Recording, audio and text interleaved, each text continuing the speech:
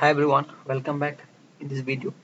So first of all, जिन भी भाइयों का सिलेक्शन या फिर मेरिट लिस्ट में नाम आया है उनको बहुत बहुत कॉन्ग्रेचुलेशंस। और जिनका भी नहीं आया है तो उनसे मेरा यही रिक्वेस्ट है कि नेक्स्ट फ्यूचर में जो भी आने वाली अपॉर्चुनिटी है उनके लिए तैयार रहिए। तो इसमें कोई दुखी होने की बात नहीं है। बुरा तो लगता है अगर मेरिट लिस्ट में नाम नहीं आता है तो ठीक है। तो इसके अलावा भी आईएसएल के अलावा भी बहुत सारे ऐसे अपॉर्चुनिटी है जिसमें जैसे आपने डिप्लोमा किया हुआ है या फिर नॉर्मल बीएससी ग्रेजुएशन है तो दूसरे क्षेत्रों में भी आपका अप्रेंटिस हो या फिर जॉब की वैकेंसी भी आती है। इसमें आपको कोई भी एक्सपीरियंस की जरूरत नहीं पड़ती, जैसे कि एनएफएल हो गया या फिर एनपीसीआईएल हो गया या फिर डीआरडीओ। तो इन सभी में भी वैकेंसी आती है जिसमें आपको एक्सपीरियंस की कोई जरूरत नहीं होती। तो अगर इसमें आपका नाम नहीं आया है अप्रेंटिस में तो कोई बात नहीं, आप दूसरे जो जॉब के लिए प्रिपरेशन करते रहिए, ठीक है। तो ये वीडियो जो है जो भी सिलेक्टेड कैंडिडेट हैं और जिनका डीबी के लिए नाम आया हुआ है ये उनके लिए ही है कि डॉक्यूमेंट वेरिफिकेशन के लिए अगर हम जाएंगे तो कौन कौन से डॉक्यूमेंट्स हमें चाहिए। तो बहुत सारे दोस्तों ने कमेंट भी किया था कि इसके ऊपर एक वीडियो बना दीजिए। तो मैं वही एक कुछ लिस्ट ऑफ डॉक्यूमेंट्स लेके आया हूँ जो कि आपको आईसीएल के ऑफिशियल वेबसाइट में भी मिल जाएगा, कौन कौन से आपको डॉक्यूमेंट्स लेके जाना है, ठीक है। सो फर्स्ट ऑफ ऑल आपको कोई भी एक वैलिड फोटो आईडी प्रूफ यहाँ पे लेके जाना पड़ेगा, जो लाइक आधार कार्ड हो गया या फिर आधार कार्ड अगर नहीं है तो PAN card, driving licence, voter ID, ठीक है। तो ये अपने पास लेके जाइए। उसके बाद फोटो कॉपी भी रखिए अपने पास, जिनका photo copy original plus photo copy.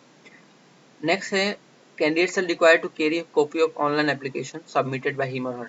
तो अब जो भी ऑनलाइन जब भी हमने अप्लाई किया था तो उसका जो सर्टिफिकेट था वो सर्टिफिकेट आप अपने साथ प्रिंट आउट करके जरूर ले लीजिएगा। ओके, इसके बाद जो डॉक्यूमेंट्स है आपको फोटो कॉपी, आपका जो कलर फोटोग्राफ आपको निकाल लेना है, passport size photograph.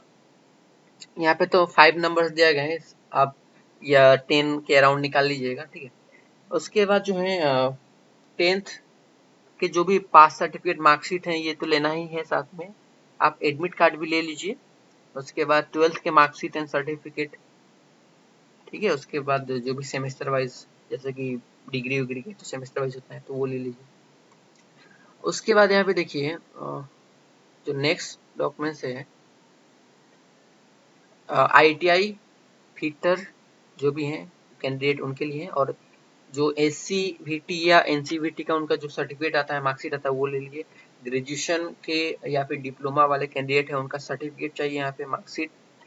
Okay, 7th number पे जो काफी इंपॉर्टेंट है कन्वर्जन सर्टिफिकेट, आपको ये बहुत ही जरूरी हो गई है क्योंकि इस बार का जो सिलेक्शन है मेरिट बेस पे है और ये डिपेंड करेगा कि आपने जो मार्क्स पढ़ा है जो भी ऑनलाइन अप्लाई करते समय में वो कितना सही है। तो ये बहुत इंपॉर्टेंट हो जाता है कि कन्वर्जन सर्टिफिकेट आपको एनी हाउ लेके जाना ही है, ठीक है। ये अगर नहीं ले जाएंगे तो फिर दिक्कत हो सकता है, तो इसको लेके जरूर जाइए। उसके बाद जो है यहाँ पे ये एक नया चीज आया है 8 नंबर में जो लिखा हुआ है, ध्यान से पढ़ लीजिए कि आपने जहां से भी आईटीआई डिप्लोमा या फिर ग्रेजुएशन किया हुआ है, ठीक है, वहां से एक फॉर्म एक आता है, उस फॉर्म में आपको इंस्टीट्यूट से अपना साइन कराना पड़ेगा, ठीक है। ताकि ये उसके कंफर्मेशन के लिए है, डिक्लेरेशन है कि आपने जिस इंस्टीट्यूट से किया है उसका कोर्स जो है कंप्लीट हो गया है, तो इसका कंफर्मेशन के लिए है, ठीक है। तो ये फॉर्मेट आपको दिखा देता हूँ किस प्रकार रहेगा। जैसे कि आपने 10 एचएस पास किया हुआ है तो एचएस वालों का ये फॉर्मेट, यहाँ पे नेम यहाँ पे भरना है, सन डॉटर आप यहाँ पे लिखना है, ठीक है। उसके बाद देखिए I was a regular full time student of class 12 at this college और स्कूल। उसके बाद पीरियड दिस टू दिस, इस साल के लेके इसके बीच में आपने पढ़ा है। उसके बाद date of publication of result of class 12 examination, और यहाँ पे कब रिजल्ट आपका पब्लिश होता है, date and month and year यहाँ पे मेंशन होना पड़ेगा, ठीक है। और यहाँ पे सील एंड साइन जो है आपका बहुत ही जरूरी हो जाता है, seal and sign of authority का, और जो भी हेडमास्टर या प्रिंसिपल है उनका साइन। तो ये तो एचएस वालों के लिए, ठीक है। अब देखिए जो आईटीआई वाले हैं, आईटीआई वालों का ये फॉर्मेट है, इसमें डिफरेंस ज्यादा नहीं है, ऑलमोस्ट सेम ही है दोनों का, ठीक है। तो आईटीआई कैंडिडेट जहां से भी आईटीआई किया हुआ है तो इस तरह का फॉर्म एक प्रिंट आउट निकाल लीजिएगा। अगर ये चाहिए तो मैं आपको वीडियो के डिस्क्रिप्शन में दे दूंगा, ठीक है। तो ये आईटीआई वालों के लिए है। उसके बाद जो है आपका डिप्लोमा कैंडिडेट वाला के ये है, उनका इंस्टीट्यूट अगर सामने नज़दीक है तो जाते वक्त प्लीज़ इसको लेके जाइए, ठीक है। उसके बाद BA BSc BCom वाले कैंडिडेट के लिए ये है, तो इसको फिल करके ले जाइएगा, ये बहुत इंपॉर्टेंट है। लास्ट टाइम तो जब हुआ था अप्रेंटिस, उस टाइम तो इन्होंने नहीं मांगा था, कि ये एक नया चीज़ है, इस बार मांगा है, ठीक है। तो ये हो गया।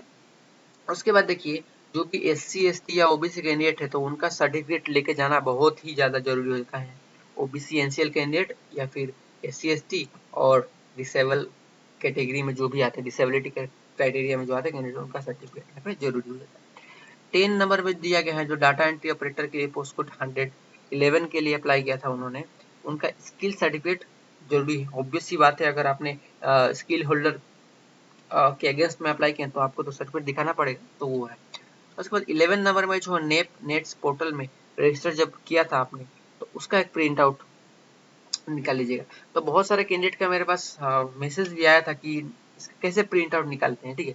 तो अगर आपको निकालने में कोई प्रॉब्लम होता है तो कमेंट में बताइएगा, मैं आपको दिखा दूंगा किस तरह से निकालना है, या उसके बारे में भी जानकारी आपको दे दूंगा। ओके, अब देखिए 12 नंबर में कि बहुत ही ज़्यादा अच्छा बात यहाँ पे लिखा हुआ है। देखिए, जो भी SC ST या PWD कैटेगरी कैंडिडेट है, तो अगर उनका जो है लोकेशन, घर का लोकेशन DB जहाँ जा रहे हैं रिफाइनरी से लोकेशन से बहुत काफी दूर है, अगर वो बस या ट्रेन किसी भी मीडियम से जा रहे हैं डॉक्यूमेंट वेरिफिकेशन कराने के लिए, तो उनको सेकेंड क्लास ट्रेन का जो किराया होता है वो मिलेगा, या फिर ऑर्डिनरी बस का किराया भी उनको मिलेगा।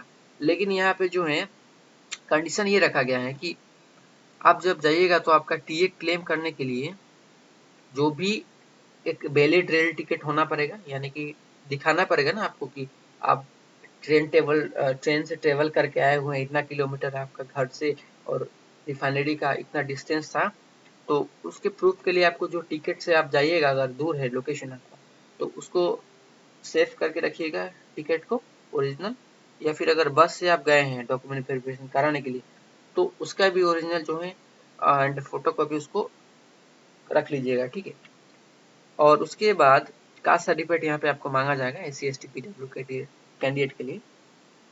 तो इस बस टिकट या ट्रेन टिकट का फायदा ये होगा कि जब आप DB के लिए जाएंगे तो आपको वहाँ पे एक फॉर्म दिया जाएगा, और वो फॉर्म फिल करके आप वहाँ पे सबमिट कर दीजिएगा, और बैंक अकाउंट जो भी डिटेल्स हैं आप वहाँ फिल कर दीजिएगा ना, तो आपको पैसा जो है वहाँ पे रिफंड मिल जाएगा आपके बैंक अकाउंट में। तो ये एक अच्छी बात है SC ST और PWD कैंडिडेट के लिए। और TA क्लेम फॉर्मेट डाउनलोड कर सकते हैं आप ISL की वेबसाइट से। अगर वहाँ भी नहीं मिलता है तो आप जहाँ डॉक्यूमेंट वेरिफिकेशन के लिए जाएंगे तो वहाँ पे आपको प्रोवाइड करा दिया जाएगा, आप बोलिएगा उनसे नहीं है हमारे पास, ठीक है। 13 में जो है देख लीजिए, ये कुछ मेडिकल जो एग्जामिनेशन है इसके बारे में लिखा हुआ है।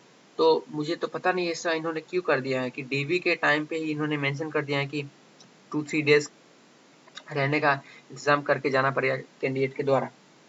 हमारे टाइम में तो जब हुआ था DB, उसके बाद काफी 1 या 2 हफ्ते का टाइम दिया गया था मेडिकल करा के सबमिट करने के लिए, लेकिन यहाँ पे इन्होंने पहले ही यहाँ पे नोटिस दे दिया है।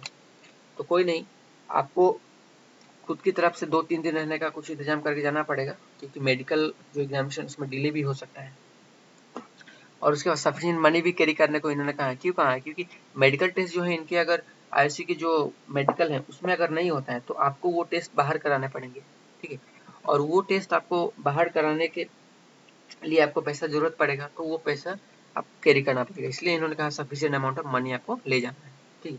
अच्छा, एक और इम्पोर्टेंट मैं बता दूं, आप जैसे कि ISC के हॉस्पिटल में अगर जो भी मेडिकल टेस्ट होगा, वो तो आपको उसके लिए पैसा नहीं देना पड़ेगा, वो तो फ्री होगा, टोटली फ्री, ठीक है।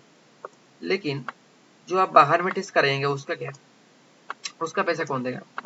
तो देखिए, जब आपका फाइनल ज्वाइनिंग हो जाएगा उसके बाद क्या होगा कि आप ये जो मेडिकल टेस्ट कराए हैं आउट ऑफ ISL हॉस्पिटल, उसका जो ओरिजिनल रिसिप्ट है ना, उस रिसिप्ट को आप प्रिजर्व करके रखिए, और जब फाइनल ज्वाइनिंग हो जाएगा आपका, तब आप क्या कीजिए, HR को एक एप्लीकेशन लिखिएगा, और एप्लीकेशन में मेंशन कीजिएगा कि रीइंबर्समेंट ऑफ मेडिकल, ठीक है। तो उसमें आप मेंशन कर दीजिएगा कौन कौन से टेस्ट में आपको कितना पैसा खर्चा हुआ है, एप्लीकेशन लिख लीजिए। और उसके बाद उसमें वो जो भी सर्टिफिकेट, सॉरी, जो भी रिसिप्ट है मेडिकल जो आपने करवाया था उसका ओरिजिनल, अदरवाइज जेरोक्स जो भी आपके पास है उसको आप वहाँ पे अटैच करके सबमिट कर दीजिएगा उनके जनरल ऑफिस में आईसीएल के, तो वो पैसा भी आपको रिफंड हो जाता है। तो कहने का मतलब ये है कि आपका मेडिकल जो है टोटली फ्री हो जाएगा। आप बाहर में कराइए या फिर रिफाइनरी कराएगी अपने द्वारा, तो ठीक है। सो यही था डॉक्यूमेंट वेरिफिकेशन, और सभी रिफाइनरीज के लिए ऑलमोस्ट ये सेम ही है क्राइटेरिया, ठीक है। सभी जितने रिफाइनरीज है सबका सेम ही है, तो आप इसको केयरफुली एक बार रीड कर लीजिएगा। और इसके अलावा भी अगर कुछ आपको डॉक्यूमेंट्स लगता है कि जरूरी है तो वो भी लेके कैरी कीजिए। ओके, तो इतना ही था डॉक्यूमेंट वेरिफिकेशन के लिए। और आगे भी अगर कोई क्वेरी है तो प्लीज़ कमेंट करके हमें ज़रूर बताइए, ठीक। तो एक बार और जो भी कैंडिडेट जा रहे हैं तो उनको बहुत बहुत कॉन्ग्रेचुलेशंस। और कल डीबी है 24 को, जिन जिन दोस्तों का, तो वो अगर उनका लोकेशन दूर है, अगर रिफाइनरी से घर का डिस्टेंस दूर है तो कल के बजाय आज ही पहुंचने का कोशिश कीजिए एक दिन पहले ही, ताकि एंड मोमेंट में जाके आपको हड़बड़ी में कुछ मिस्टेक ना हो जाए, ठीक है। तो इतना ही था इस वीडियो में, ठीक है। धन्यवाद।